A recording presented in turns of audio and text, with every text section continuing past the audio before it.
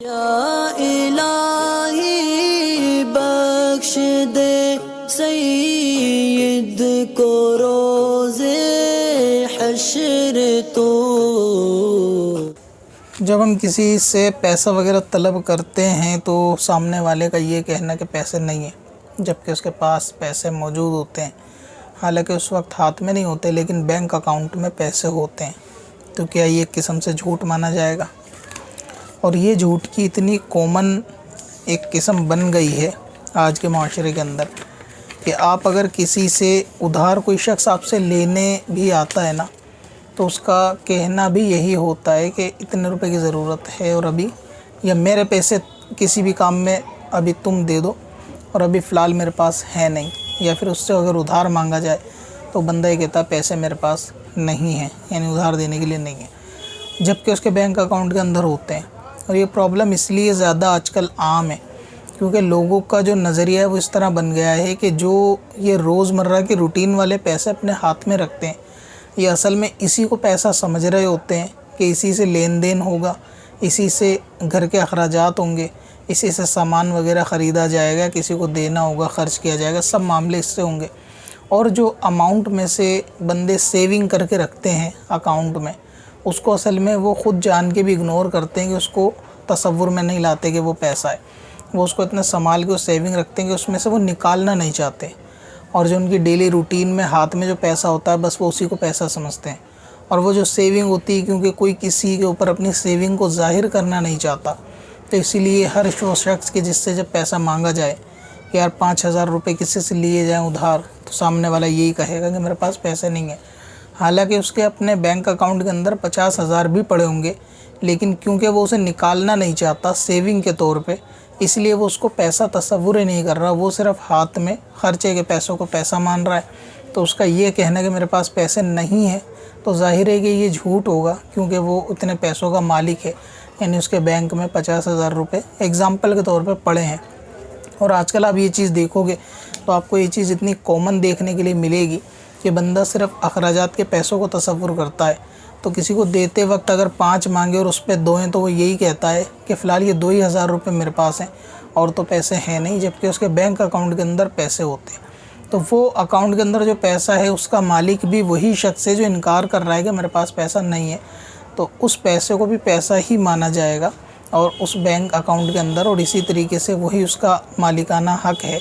तो उसके लिए इनकार करना या उसके लिए झूठ बोलना या ये कहना कि पैसा नहीं है, एक किस्म से झूठ की एक किस्म है। जिस तरह आपने कहा क्या ये झूठ होगा, तो बिल्कुल ये झूठ होगा। तो ये कॉमन इसीलिए है क्योंकि जो रोज़मर्रा के अखराजात वगैरह का मामला है, लोग उसी को तसव्वुर में या अपनी डेली रूटीन में लाते हैं, उसी के साथ लेन देन करते हैं, उसके अलावा दूसरे से निकाल के नहीं देते। अगर आपको किसी को पैसा नहीं देना तो आप मना कर दें कि भाई फ़िलहाल मैं आपको पैसा नहीं दे सकता। इतना कहना काफ़ी है कि फ़िलहाल मैं आपको पैसा नहीं दे सकता, क्योंकि अभी आपकी नीयत भी नहीं है, इरादा भी नहीं है। लेकिन यह कहना कि पैसा है ही नहीं मेरे पे, 5,000 रुपये कहाँ है, मेरे पास पैसा ही नहीं है, तो ये झूठ है। क्योंकि पैसा आपके पास है, लेकिन आप उसको लोगों की नज़रों से इतना ज़्यादा छुपा दिया कि आप उसको ख़ुद के ख़र्चों में भी नहीं लाते। और इसी तरीके से मामला लोगों का रवैया होता है कि वो पैसा ना निकालने की वजह से लोग उधार भी तलब करते हैं, जबकि ये भी दुरुस्त नहीं है। किसी को भी किसी के मामले में उधार लेना या किसी के आगे हाथ फैलाना या किसी से सवाल करना, इससे हत्तल इम्कान बचना चाहिए। जब तक अपने पास वो चीज़ मौजूद है तो उसके लिए दूसरे के आगे मुतालबा नहीं करना चाहिए। परहेज़गारी इसी में है कि ना मुतालबा किया जाए।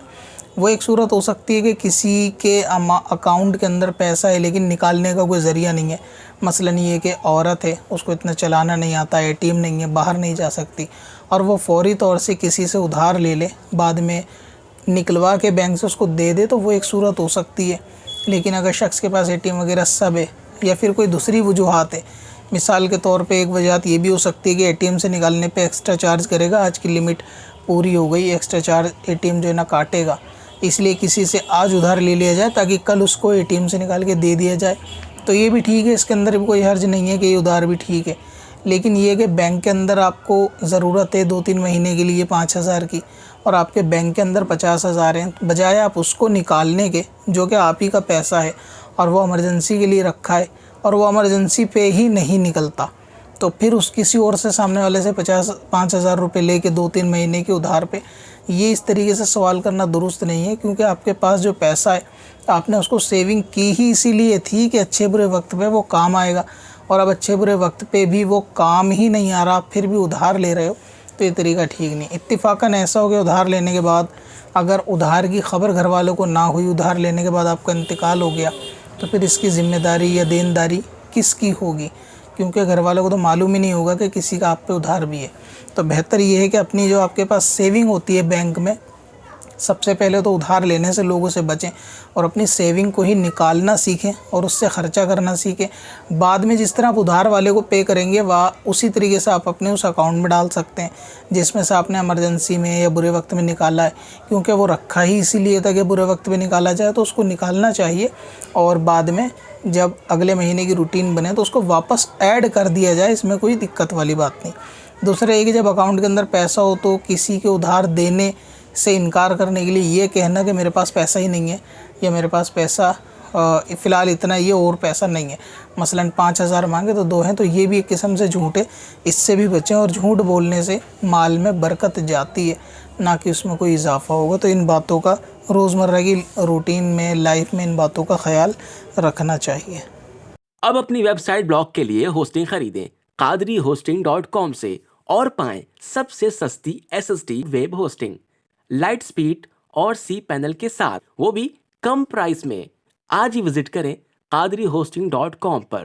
कब से अपनी खताओं का शुमारा जाएगा।